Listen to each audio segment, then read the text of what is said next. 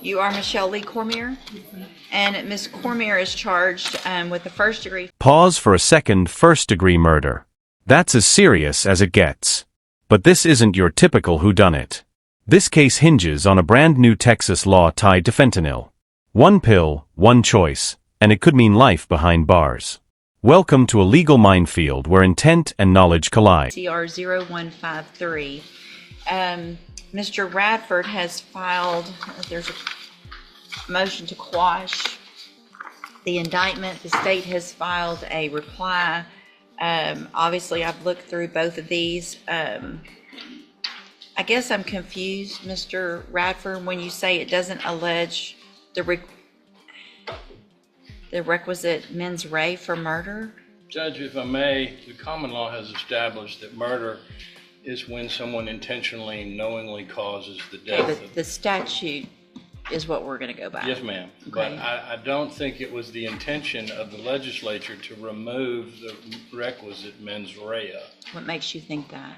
Because the common law going back 1,000 years has required murder to be intentionally and knowingly. But they've added Right. section B4, which it's a little confusing because the caption states it's 1902C, but the way it reads is the way B4 reads under 1902, which requires only... Motion to quash. Denied. The defense argued the indictment didn't list the right mental state, what lawyers call mens rea.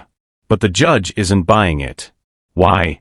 Because under this new statute, knowingly is enough. Intent to kill isn't required. This is the new battlefield in drug-related murder charges. That's... Here, I think Go ahead. what Mr. Radford's trying to do is box the court in here. I'm not gonna- My interpretation of the statute is just knowingly deliver a controlled substance. And that controlled substance, if it contains fentanyl, is enough for her to be guilty of this offense. If it contains fentanyl and causes the death of a person, then that gets us to murder. Well, I think that's going to be another whole question because it's specific that It it's says knowingly to... knowingly deliver a controlled substance, namely fentanyl. So I think that's going to come down to maybe a jury question. I don't think that's... I'm not going to make that decision. That's not a... Right. I mean, that's just an element of the offense. So I the would- motion to quash is denied. Yes, ma'am. I would submit that the statute is unconstitutional as drafted. Okay. I'm not going to find the statute. I understand. I'm going to follow it as written. Yes, ma'am. All right, so that's denied. Hold on just a second. Mr. Radford has also filed a motion to reduce the bond. Do you plan on calling your Yes, ma'am. client? Ma'am, the best you can, raise your right hand. Do you swear or affirm the testimony you're going to give in this hearing will be the truth, the whole truth, and nothing but the truth, so help you God? Yes, ma'am. Thank you. You may proceed. For the purposes of the hearing, this hearing only, we call Michelle Cormier on the issue of bond reduction.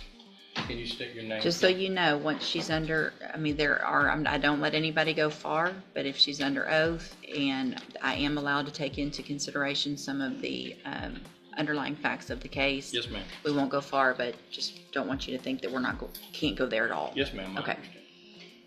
Can you state your name for the record? Michelle Lee Cormier. And you are the defendant in this case, is this correct? Yes, sir. And your bond is currently set at $500,000, is that correct? Yes, sir. Can you afford a $500,000 bond? Yes, Do you have assets in your name that you could liquidate to make a bond? sir. My family does. Your family can help you? Have you talked to your family about possibly helping you with the bond? Yes, sir. And how much, what kind of bond do you think your family can come up with? 100,000 or less. 100. That's what all of them have told me. 100,000, you think they can make a $100,000 bond? Would it assist your case in the presentation of your defense if you were bonded out and could assist me in working on your case? Yes, sir. Where were you born? I was born in Beaumont, Texas. Okay, have you lived here how long? I've been back down in this area since I was 13 years old, so. So you pretty much lived here your whole life? Yes, sir. And you have family in this area? Yes, sir. Jasper area, my aunt here in Beaumont.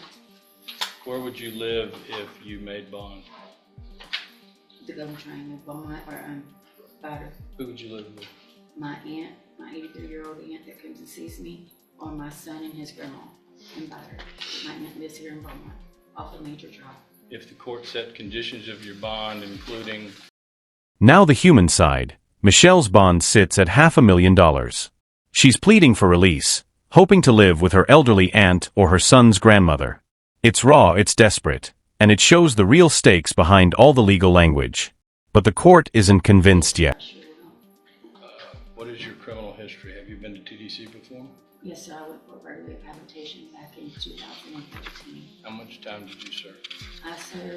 I made my first parole, and I served 2.5 on that 10 because they sent me to safety. And I successfully came off of parole July the 11th of 2023. That's a witness. I want to know, I'm trying to read, I think it's probably in this reply. What was Ms. Cormier in custody for Or theft, if I'm not mistaken, Judge. when this happened? Yes, Okay. ma'am. So the allegations here are that you were in custody for theft. Can I rephrase that? No, Okay. just Okay. answer her Yes, question. ma'am. In custody, smuggled in some drugs of some type in your vagina that you gave to someone else that the allegation is led to her death that had fentanyl in it. And here's the bombshell. Michelle's accused of smuggling drugs into jail using her body, allegedly handing them off to someone who later died. If that's true, this case just went nuclear. Her bond, her defense, the entire trial, everything just escalated. All right, go ahead, Mr. Coleman. And you don't disagree with the judge's assessment that you, in fact, smuggled fentanyl into the jail? I'm going to object to that. I think you said the allegations are, what he's trying to do now is bind her into a confession. I'll move on, Judge. Thank you. While you were in jail, did you provide a controlled substance or substances to other fellow inmates? Again, Judge, I'm going to object that is not relevant at this time. I'll move on, Judge. Thank you. Where did you get those drugs? I'm going to object at this time, Your Honor, to that. I think any of those are going to go to her Fifth Amendment right against self-incrimination, Yes, ma'am. Mr. One last Coleman. question. When you were arrested on the theft offense back in November of 2024, did you have a pending felony drug case in Orange County? Had you been arrested for methamphetamine possession in Orange County? Yes, ma'am. Yes, sir. That's all I have. What's the status of that case? Do we know? Still pending as far as I know. Okay. I don't think it's been filed. But if it's orange, it could They're take- waiting on it could take drugs years. testing. Okay, anything else? No, ma'am. No, ma'am. All right, based on the criteria under 17.15, the information that I have, the nature of the offense, I'm going to deny the petition or the request for a reduction in bond, I think 500. No deal. Bond reduction denied. And here's why: prior convictions, pending drug charges, and a death tied to fentanyl. The judge lays it out. Too many red flags, too much risk. For now, Michelle stays behind bars as this high-stakes case moves forward. No, ma'am. Okay, we'll reset it for an announcement. Thank you. May I be excused? Yes, thank you. Judge, for the announcement purposes, I am waiting on a report from my expert, and I anticipate that will be early June. Okay, we'll just do a normal reset and we'll see where we are at that point. Thank you. You can go back with the bailiff. All right, so are you Howard Celestine? And Ms. Prazo, will your client waive the formal reading of the indictment in each case? Mr. Celestine, in cause number 24 DCCR 0919, you're charged with a third-degree felony offense of manufacturing or delivering a controlled substance from January 10th of 2024. That indictment alleges that you were previously convicted of aggravated sexual assault of a child, a first-degree felony, April 13th of 2009. And how do you plead to that charge? Are you pleading guilty freely and voluntarily? And because you did what they charged you with? And is that prior offense true, that prior conviction? The one that I read out, the aggravated sexual assault of a child, is that true, that is a prior conviction of yours? Yes. Okay. And cause number 24, DCCR 1549, it says count one only, but then it says a 20-year term, so it has to be count one and That's two. right. That was my intent. If it's That's 20, correct. count one and two, Yes. okay. Oh, There's only one prior. Right. So that's what makes that third degree turn into a The second. second degree. Okay. Sorry. So pleading on count one would only be to the underlying offense. Right. Okay, so in 24 DCCR 1549, you're charged with a second degree felony offense of aggravated assault with a deadly weapon from June 24th of 2024. The indictment alleges that same prior conviction from April 13th of 2009. And how do you plead to that charge? Again, are you pleading guilty freely and voluntarily? And again, is that prior conviction true? And did you enter your plea of guilty in this case freely and voluntarily? Yes. And because you actually did what they've charged you with? Yes. So in cause number 24 DCCR 1550, you're charged with a first degree felony offense of murder from June 24th of 2024, and the state's elected to proceed on that count only. And how do you plead to that charge? Yes. Again, are you pleading guilty freely and voluntarily? Freely. And because you did what they charged you with? Yes. In cause number 24 DCCR 1551, you're charged in that case with the state jail felony offense of abandoning or endangering a child from June 24th of 2024. And how do you plead to that charge? Yes. Again, are you pleading guilty freely and voluntarily? And because you did what they've charged you with? In each of these cases, I have here on the computer some documents that have your signature on them that the state has marked as exhibit number 1. Before you signed these, did you go over them with Ms. Perazzo? Yes. Do you fully understand them? Yes. And do you understand if I follow the agreements that you've reached with the district attorney, you'll be waiving or giving up any right to appeal? Yes. Do you also understand if you're not a U.S. citizen that a plea of guilty or no contest may result in your deportation, exclusion from admission to the country, or denial of naturalization under federal law? Yes. State tenders number 1 in each case. No objection. It's admitted in each case. Is there any evidence that Mr. Celestine is not competent? No, Your Honor. All right, sir, in each of your cases, I'm going to find that you entered your pleas of guilty and true in the cases that you did freely and voluntarily. Find that you're mentally competent and you understand the nature and the consequences of your pleas in each case.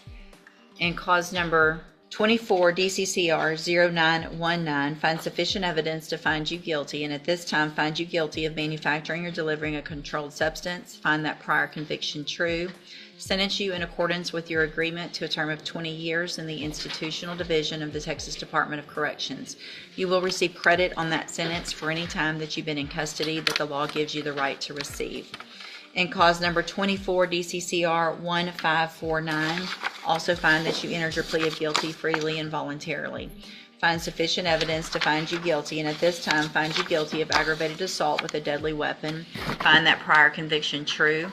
Sentence you in accordance with your agreement to a term of 50 years in the institutional division of the Texas Department of Corrections. You will also receive credit on that sentence for any time that you've been in custody that the law gives you the right to receive.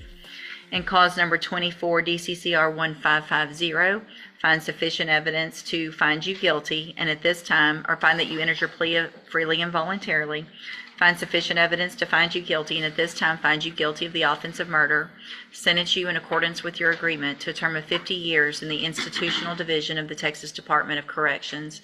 You will receive credit on that sentence for any time that you've been in custody that the law gives you the right to receive. And then finally, in cause number 24 DCCR 1551, find sufficient evidence to find you guilty, and at this time find you guilty of the state jail felony offense of abandoning or endangering a child. Sentence you in accordance with your agreement to a term of 2 years in the state jail prison. You will receive credit on that sentence for any time that you've been in custody that the law gives you the right to receive. These cases will all run concurrently, which means together at the same time. I am making an affirmative finding of a deadly weapon in cause number 24 DCCR 1549. I'm handing you in all of your cases the trial court certifications that shows that these were agreements that I followed, and so you've waived your right to appeal. I have also handed you a written admonishment regarding your ineligibility to possess a firearm or ammunition. Because of the judgments entered against you, you're ineligible under Texas law to possess a firearm or ammunition. Possession of a firearm or ammunition could lead to charges against you. Firearm is a legal term. You should read the written admonishment I provide you to see what devices qualify as a firearm. If you have questions about the laws that make you ineligible to possess a firearm or ammunition,